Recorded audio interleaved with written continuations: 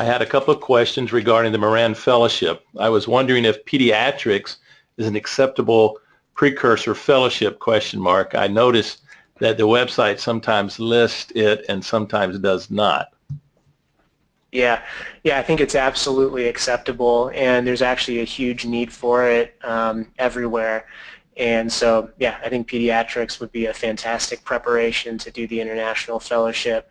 And by the way, Sophia, it's ironic that we're able to connect. Sophia and I have been trying to connect by phone for about the last 2 months, and so I'm glad that we finally connected tonight.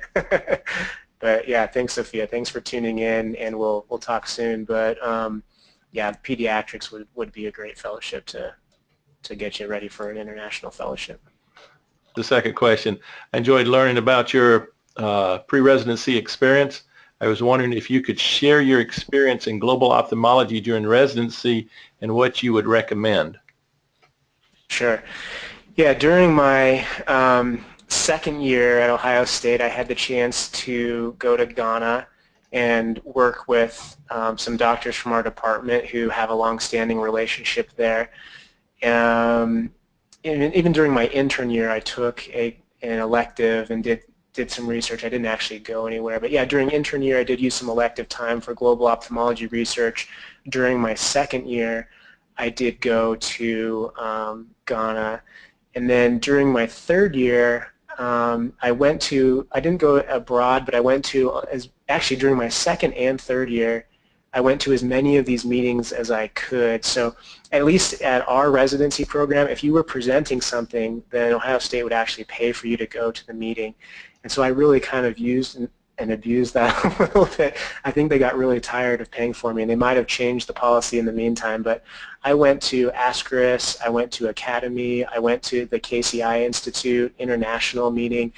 I went to all of these meetings, both second and also some third year, and it helped me a ton. I mean, I had all these presentations, you know, on my CV for fellowship applications, but more than anything, just making those relationships during residency with people who are doing what you want to do is invaluable. So I'd recommend finding out what it takes at your residency program, finding out what it takes to get the time and maybe some funding to go to these meetings. And if it means preparing a little poster or preparing a little oral presentation on something, I mean, a lot of these places will accept case reports, and just try to get your foot in the door and then go to those global offerings and meet people who do what you want to do.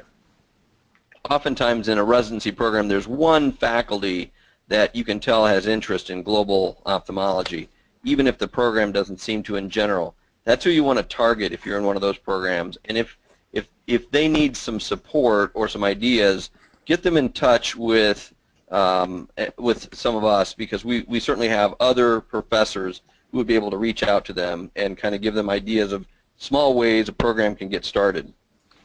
Yeah, absolutely. You may be the person that actually excites the university about getting involved. Examples such as John Cropsey at Wills Eye Hospital. He's kind of brought Wills into the paradigm of learning M6, and many of the Wills residents now are rotating to Africa with him and different options. So, and the same thing at Emory University. They weren't doing any M6 when I went there for my fellowship, and we started teaching the residents SICS, and then within a year they now have a global ophthalmology fellowship that's fully funded. And so, you know, there's interest, but a lot of times it's kind of dormant. And if you express a lot of interest, and I can certainly send you the paper that we're working on, getting published here, that talks about all the characteristics of all these different programs that have global ophthalmology offerings. And I think that can kind of help a program director to see how other programs are doing it and how it's organized and things like that. And I can certainly connect him with other program directors like Jeff Petty at Utah, him or her, if they're interested in asking questions and finding out more.